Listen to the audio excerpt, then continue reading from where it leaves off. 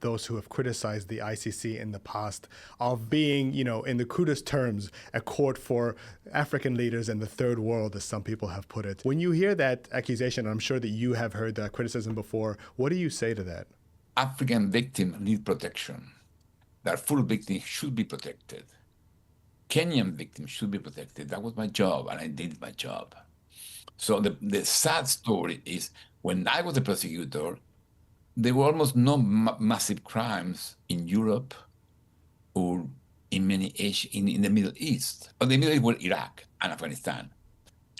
But there were, and we start investigation in Afghanistan, and we cannot do it in Iraq. But in Africa, there were the most serious crimes. And that's why Africa was center of my attention, because the most serious crimes in my time were in Africa. Now it's gone. Africa is ignored because there are much more serious crimes everywhere. And that's why the world is complicated. In any case, the court is doing his job. Former President Duterte is in jail, showing the court is active, is still focusing on Darfur crimes. One of the leader of the militia is in jail, will receive a decision this year. So the court is doing its job. The people and journalists have to understand how the work is working, and it's not just about the crimes committed, it's about who tried to investigate them and who's trying to protect the criminals.